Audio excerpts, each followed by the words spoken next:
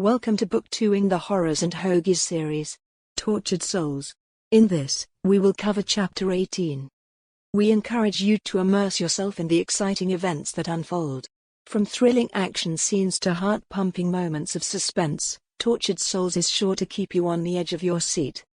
We appreciate your support and hope that you continue to enjoy the journey we have in store for you. Chapter 18, Capture of Corpulent Culprits. The detective duo barged through the front door of the building containing their office and home. The museum encounter still buzzed about Dom's thoughts, as well as its potential ramifications. It had been the break in Ashfield's case they had needed. However, the addition of a supernatural foe was most unwelcome. Thomas had made good on his promise to get them paid, having sent them packing with a wad of cash and a receipt for services to be rendered. It was enough cash to solve mundane issues like rent, sustenance, and cab fare. The building was familiar territory and a welcome reprieve from the bustle of the city.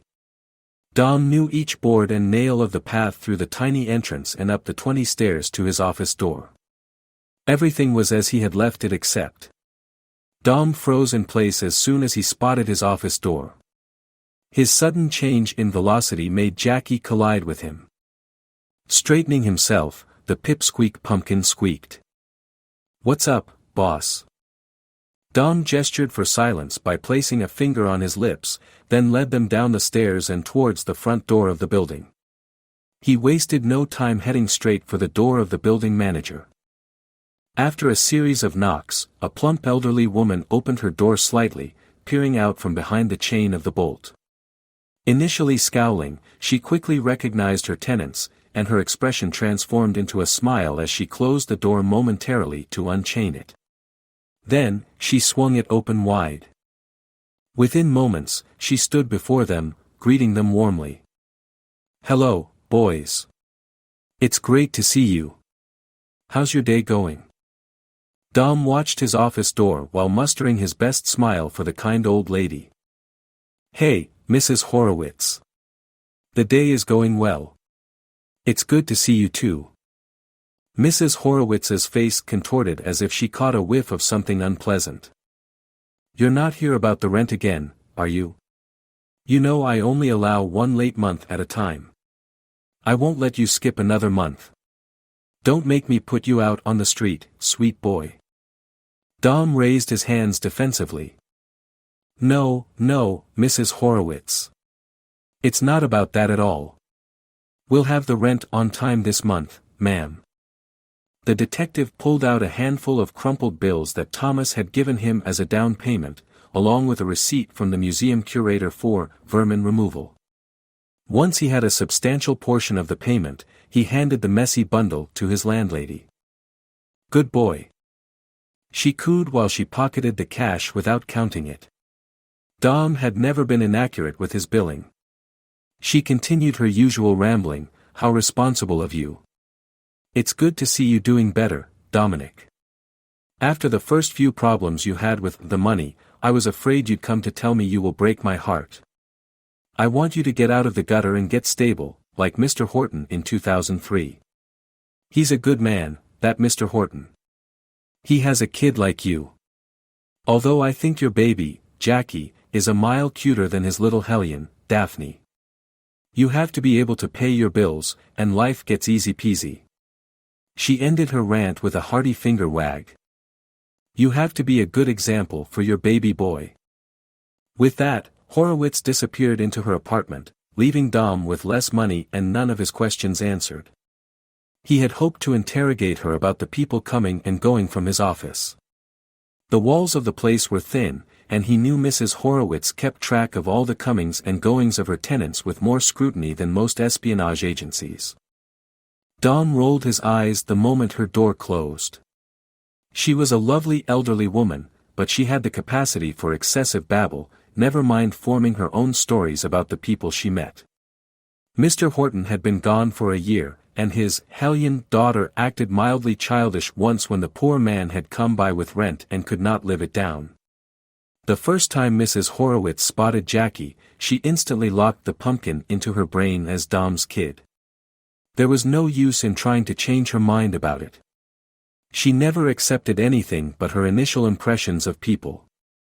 Scolding himself for hoping his landlady could help with his predicament, he pushed Jackie aside and signaled for him to wait at her door and keep an eye out for trouble.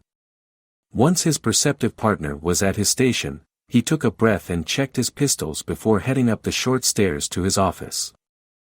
It had been ajar when he had come in. He couldn't have left it like that.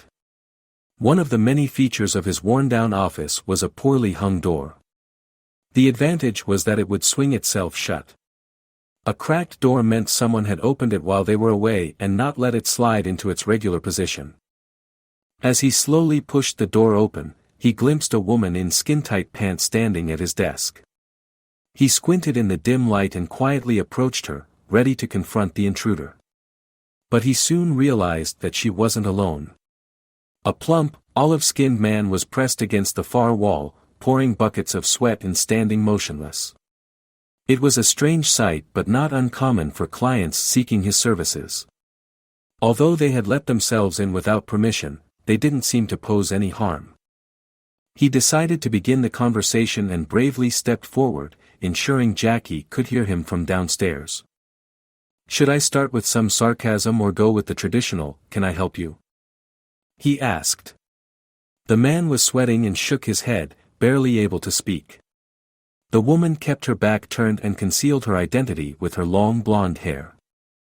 Jackie quickly caught on and rushed to the office. "Boss, it's the guy from the diner. Sad Key, right? How are you doing, buddy?" he exclaimed, pointing a finger at the overweight man's face. The blonde turned at hearing Jackie, giving Dom a shock of unwelcome recognition. She was casually chewing a big wad of Bazooka Joe and brandishing a revolver about as big as his cannon. Dom scolded himself again for forgetting about his inability to ID femme fatale. Paulina playfully winked at Dom, causing anger to rise within him. He contemplated threatening the bold Russian but quickly dismissed the idea. It would be as foolish as challenging a fierce Rottweiler with a tempting steak. After all, Paulina had already proven her ability and willingness to overpower him. Dom relied on words for now. "Damn it, Paulina. You scared the living daylights out of me. I thought you were some lunatic." He pondered the possibility that she might be crazy but soon returned to his usual gruff demeanor. Since she was one of Papa Mac's subordinates, there was no immediate danger to his life or well-being. "What brings you to my neck of the woods?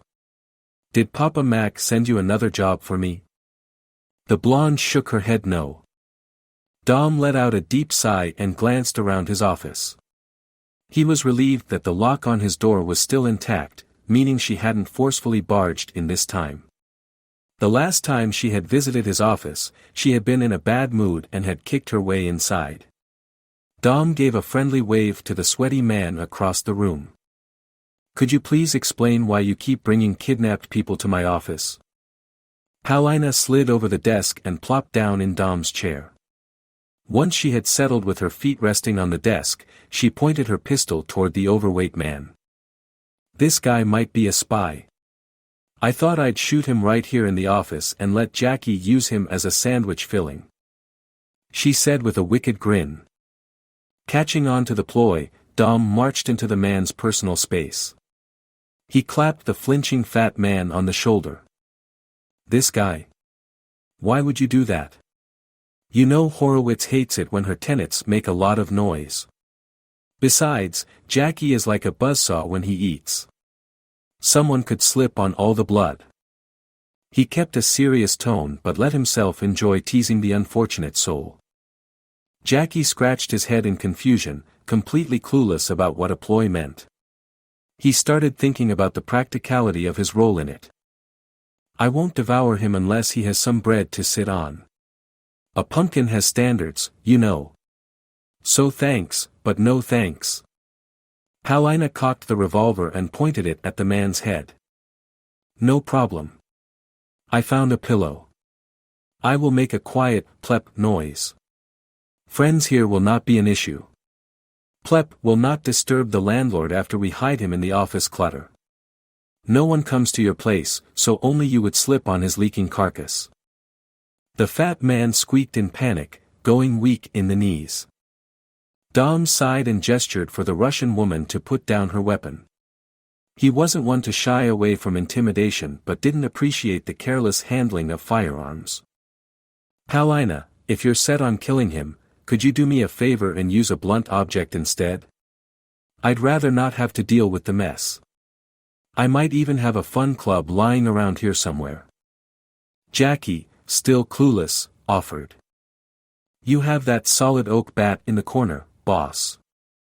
He wandered to the side of the desk and rummaged around before producing the slugger. Paulina beamed at the orange-faced oaf as she stole it from his grip. Dom ended the charade after Paulina gave the heavy bat a few practice swings. You know, Jackie, on second thought, beating someone is messy too. Besides, it's impolite to kill a guest after meeting them. Jackie frowned. He ain't rude, boss. He is a nice guy, but he is down on his luck.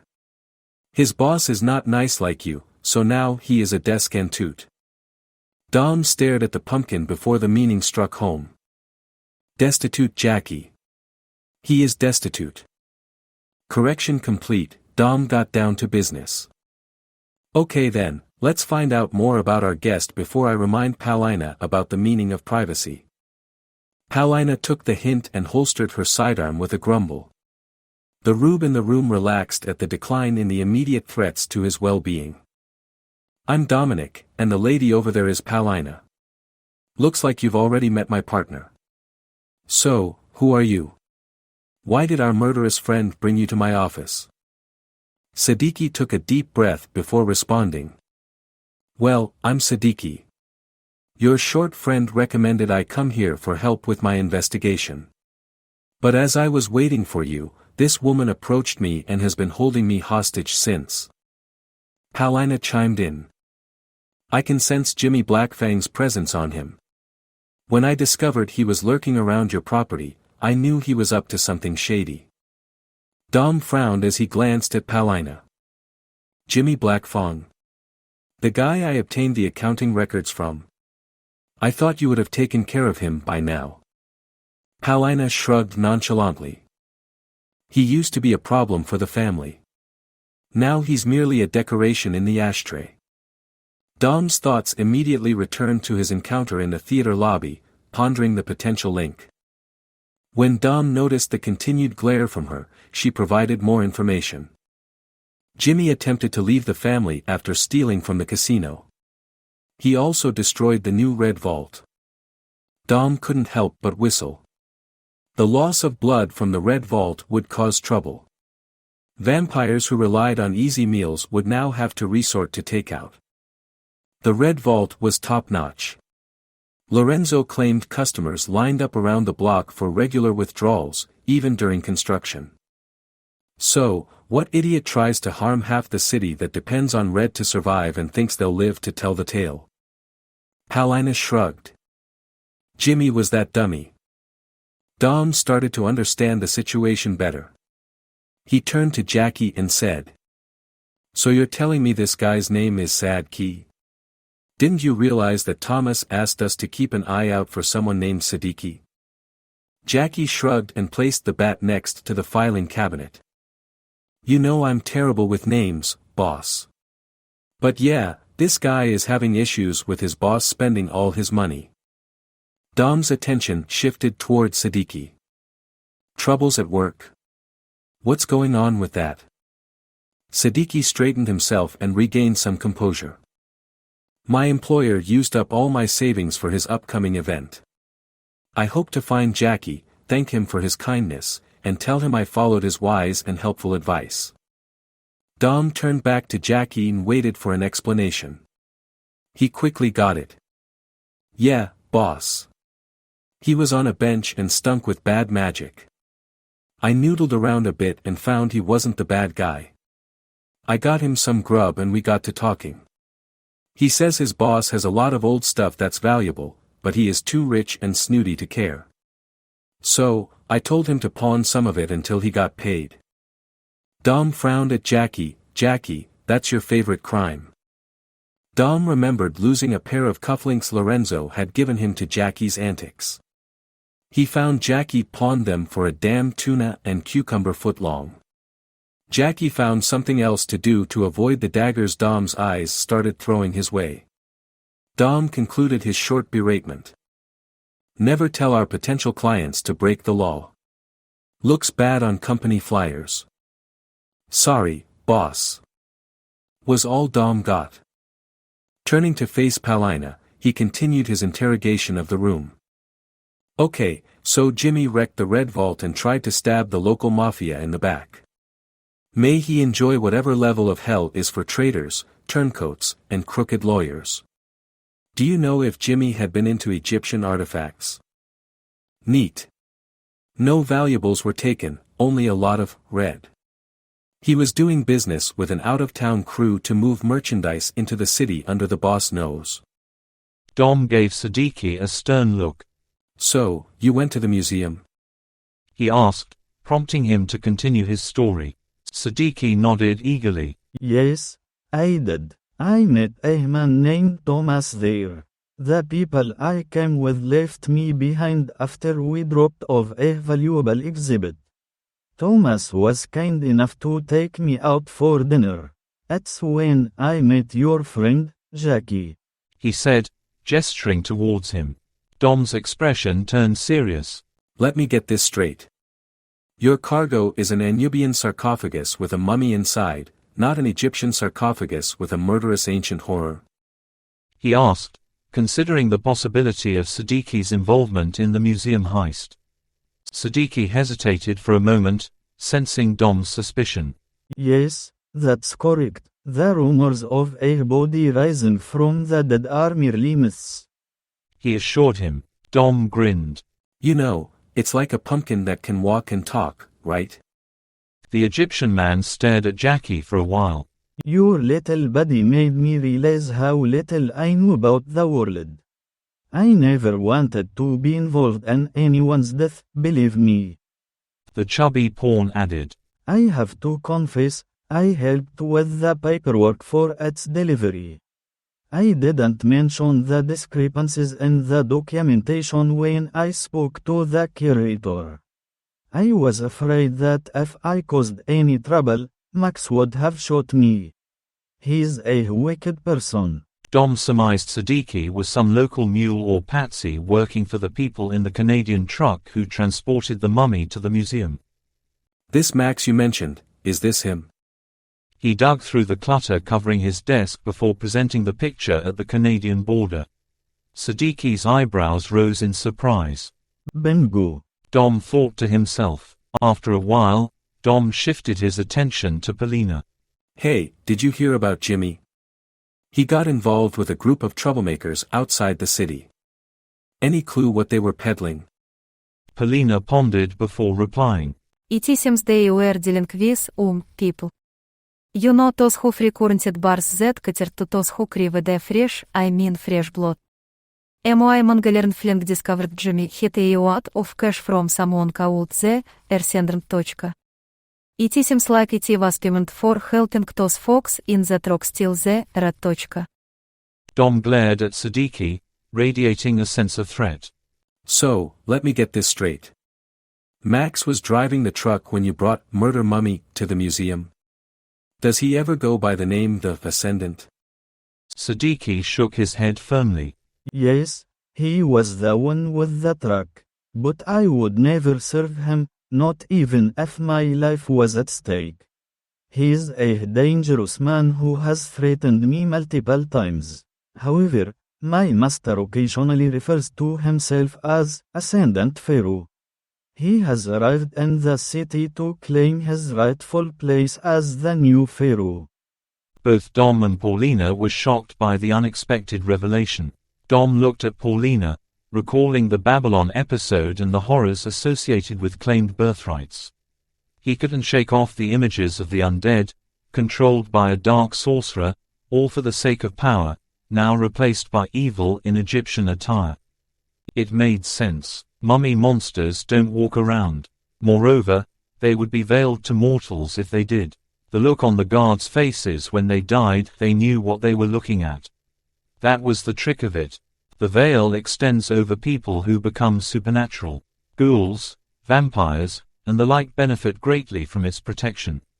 It doesn't extend over animated things like zombies, golems, and animated thingamabobs. The fact that the guards knew what was ripping them to shreds means the mummy was the latter. Someone animated it, someone who wants to bring back some dusty old dynasty of dirt-worshipping weirdos. Dom pushed Siddiqui for more information. Why New York? These guys had smuggled precious cargo out of Cairo, across the Atlantic, through Canada, into his town. They had delivered the damn thing to a legitimate museum. It was a lot of trouble to summon a mummy with a good view of Central Park. Siddiqui scratched his ample chin. I don't know, but my mother always told me how important it was that we lived in the city. Grandfather always talked about the importance of living near architecture that looked and felt like our homeland's ancient monuments. New York has been building his way for over a decade.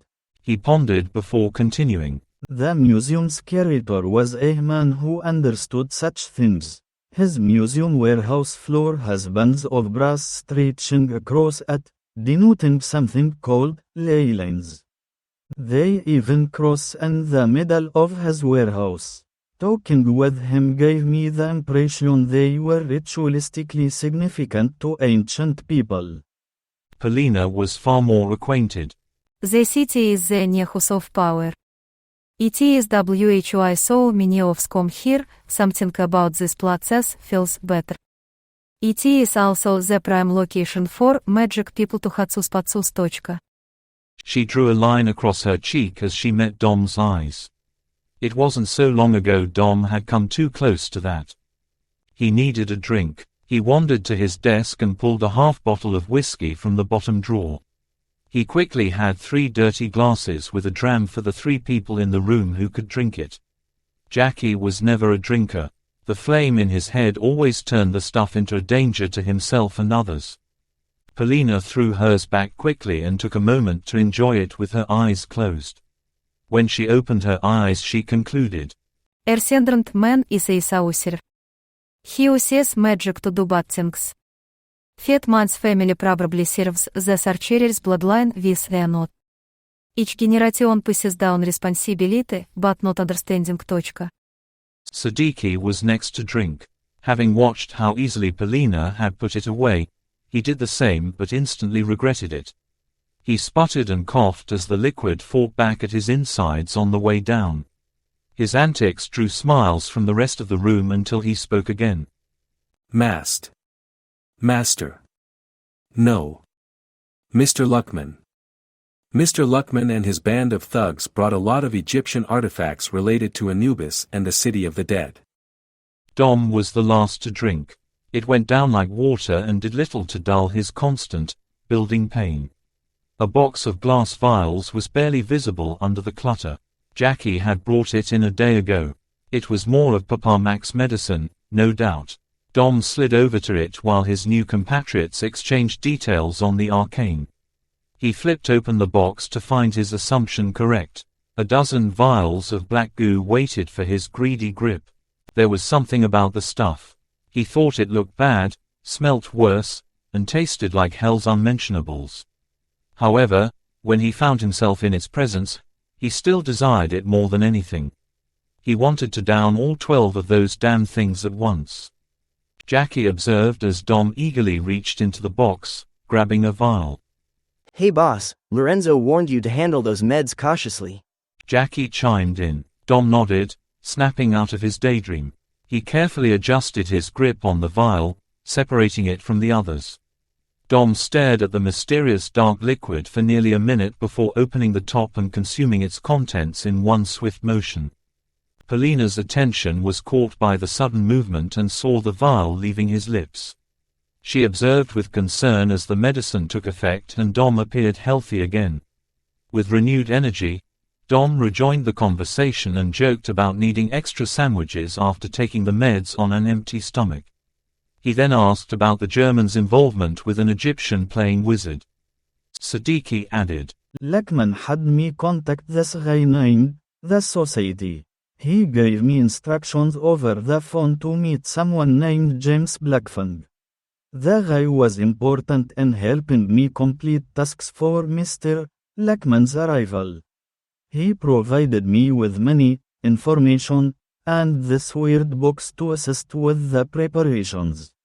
Surprisingly, he was extremely helpful. Should we try to find him? Polina interrupted Siddiqui, saying. Изгония now like dust in the wind. She turned away from Siddiqui and playfully winked while running her finger across her throat to indicate that Jimmy had passed away. Dom shrugged, knowing Jimmy probably wouldn't have been helpful anyway. Slumping at his desk, Dom patiently waited for the overweight Egyptian to carry on. Not catching the hints flying about him, Siddiqui pressed on.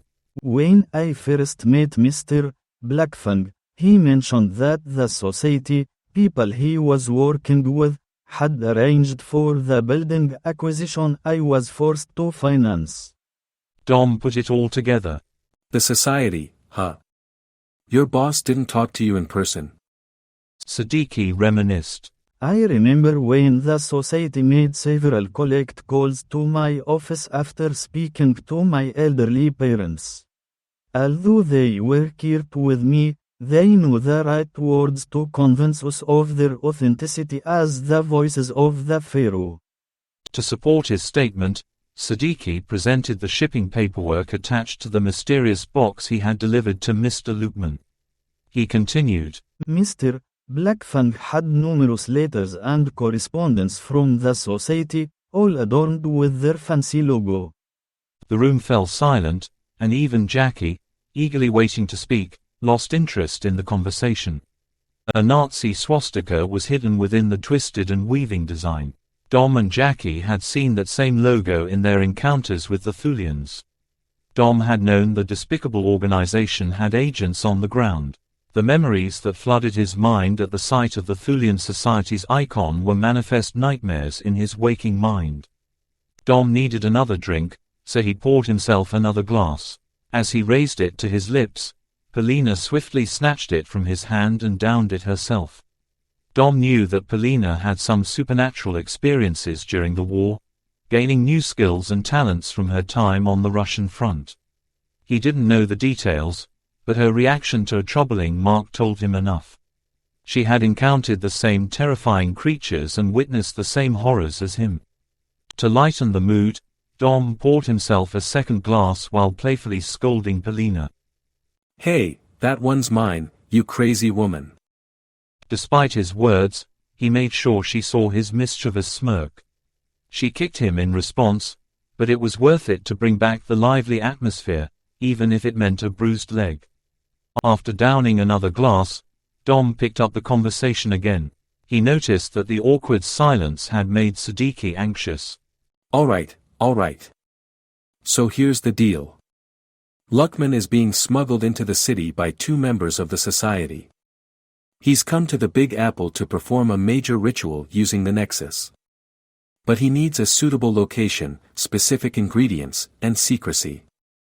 Thulians helped him get here and strike a deal with Jimmy to keep things low-key. It will lead to a massive event that will disrupt the city's current affairs. The Thulians get revenge on a nation that killed their source of income, Jimmy gets a shot at power amidst the chaos, and Luqman gets his kingdom. If nobody discovers their plan, New York will be left to deal with the consequences. Jackie chimed in. Boss, the doggy is on board. As all eyes turned towards him, Jackie continued. You know, the Black Hound. The puppers of the apocalypse. The creature that Jersey from the Saturday card game always talks about. Seeing the puzzled expressions around the room, Jackie kept quiet and simply shrugged, saying, Forget it. There's something terrible looming over us, something that could destroy this town and everyone in it if we don't stop it. Dom collected himself before he tried to question the pumpkin. Jackie. You knew something was up but didn't mention it. Jackie fidgeted. I figured if I ignored it, it would go away, boss. Eyes rolled as everyone collectively sighed. All right, everyone. Dom addressed the group. Here's the plan. Paulina, you take charge and update the pack on the situation. Polina's face lit up at the prospect of taking control. Siddiqui will accompany you and lead you to Luckman's hideout. Once there, do what you do best. Dom turned to Jackie. Jackie and I will meet with our mum at the museum.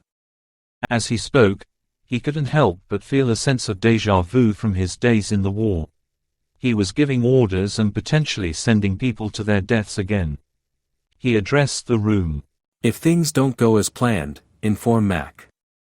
Dom struggled to finish his sentence, the weight of his responsibility heavy on his shoulders. Jackie pulled on Paulina's sleeve. Tell him the boss is sorry, and he's a total jerk. Paulina glanced at the pumpkin with a serious look. Dom couldn't help but roll his eyes at the drama he had unintentionally caused. All right then, Siddiqui, if you even catch a whiff of trouble, inform Paulina and her friends. Siddiqui nodded in agreement. Paulina grinned. She enjoyed it when Dom was assertive. Yeah, but unless it's a sandwich, Jackie will be about as helpful as a cheerleader at a boxing match. Jackie took the jibe in stride. He dramatically produced a huge knife from beneath his jacket. Raising the thing inches from his eye holes, he grinned wickedly. It's K-bar time. Dom interrupted his partner. We get it, Jackie. Let's go, people. We don't have much time to get all this done. He headed for the door, steely determination washing over him like a cold shower. Paulina walked up to Dom, giving him a piercing look, before gently brushing by him as he opened the door, Siddiqui's wrist gripped in hand. She winked at Jackie before disappearing down the stairs.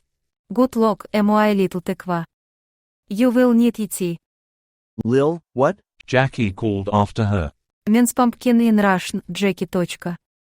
Dom tousled Jackie's hat as they followed, closing the office door behind them. Dash dash dash dash dash dash dash dash dash dash dash. As the trio hopped into the cab and drove away, Paulina couldn't help but think that they could use some more muscle to ensure their safety. Although the detective was reliable, having some heavy hitters on their side would increase their chances of survival. She strolled uptown and stumbled upon a street filled with skilled tailors. The sound of Lorenzo's laughter caught her attention as she followed his scent to a cobbler's shop. The space was filled with leather shoes and an old cobbler who paid her no mind. Lorenzo, on the other hand, greeted her with a sly grin that made her uneasy. Hey, Lena, how does it go? She started futzing with the various shoes surrounding her. Badly. Oh no. Is the boss attempting to make you wear a flea collar again, Lena? She shot him an angry look. She wasn't in the mood for playful banter. He raised his hands in apology. Couldn't help myself. So, what's going on? Most підерці. Lorenzo gave his partner his undivided attention as she discussed the information from her meeting at Dom's office. When she got to the part about kidnapping the fat Egyptian, Lorenzo had to cover a grin. Poor guy never catches a break. Okay. We need some help dealing with a heavy situation like this. I ask them on galern. Said Paulina. Lorenzo gave a nod in response. Do you ever ask your boy toy to do anything? Or do you have him on a leash? She knew Lorenzo was being his usual silly and playful self. However, his words hit a nerve with her. She was hurt by his depiction of her love life. It's not like she was in a serious relationship with the big oaf. She was simply enjoying her time with him. Her words carried more venom than she had intended. I usually found a real man to keep me warm at night, usage by. Lorenzo winced as her words slipped out before she could control them. What on earth was wrong with her? Some of us have work to do, Paulina. Or had you forgotten about the blood heist already? His words were stern. She didn't like him when he got like that. Have you found the box truck yet? She attempted, with a far calmer demeanor. Not yet. I've been checking everywhere for more of ye mustaches and hidots. So far I'm coming up zip. I'm starting to think that HES contacts were the culprits. Paulina cringed. Why not do work himself? Why let customers do the heavy lifting? Lorenzo had a sudden realization. You know what? I can tell you one thing for sure, en avroed guy was lagging around a huge box of ice from Jim's blood bar the night I stormed in. The guy fits the description of the person you're holding hostage at Dom's office. He even hid the same name. Polina saw the connection now. Jimmy made a deal with Siddiqui's master, who had the 2 Thulian agents working for him. Siddiqui was an overweight delivery boy in over his head. He gets Dom's info from that lovable little Tikva and gets her attention when he starts bumbling about Dom's office. Bingva. Lorenzo tilted his head upwards, glancing at the cobbler, who was busy fixing shoes. Hey Donald, any idea how long I'll be stuck here? The elderly man glanced up briefly, raising 3 fingers before focusing on his work. I'll finish in 3 minutes. He replied, shifting his attention to Polina. His expression turned serious, concealing his emotions behind a determined facade. If I'm going to meet the Mongolian, I want to show us worth more than HS.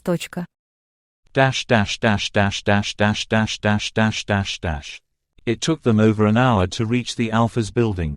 The towering skyscraper, Themis, loomed in the distance. As they entered the lobby, Lorenzo caught the attention of a woman in professional attire and sharp glasses. You. Lorenzo put on his best smile. Nice to see you, Mrs. Burkhoff. It's rare to find the Alpha's secretary without him by your side. She wasn't buying his diversion.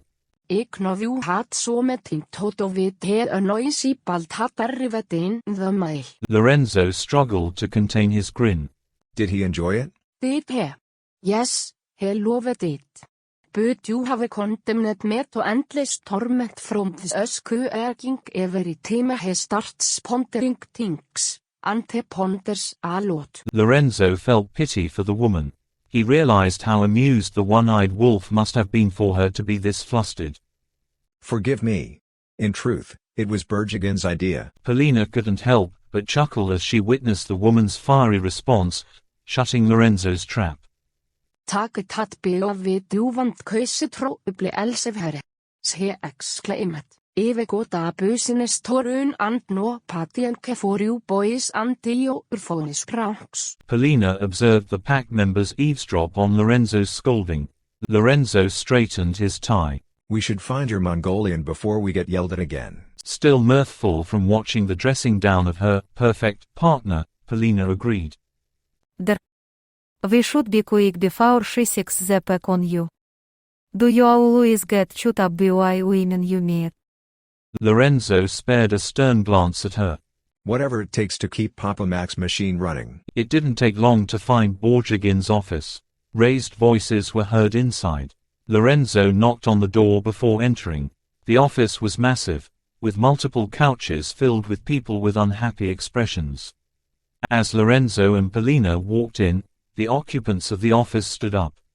Borjigin was the first to speak, asking, Is everything all right? His eyes focused on Polina's face before scanning Lorenzo from head to toe. They widened ever so slightly when he noticed Lorenzo's new shoes. Polina took the lead. Trouble. You are kind. Interested. Lorenzo grinned from ear to ear as he supplemented. We know of something that could amuse you and your gang. Evil cult, magic, and a threat to the city. You'll love it. Every set of ears perked up at the news. The Mongolian rubbed his chin. It could be days before we get authorization to engage. Lorenzo nodded. You say trouble comes soon? Lorenzo gave another nod. Seems like it. It would be a shame if some bored wolf stumbled upon a bunch of fools while wandering around town. And if this group happened to prevent a big disaster by giving them a good beating, their alpha might brush it off, forgive, and move on. Lorenzo's games were not well received by the Mongolian. However, after assessing the situation, he realized it would be good for his group to take a break outside. He nodded to Lorenzo and Polina, indicating his agreement. With a mischievous grin, the vampire revealed his fangs in excitement. Polina and I will meet near the dockside warehouses.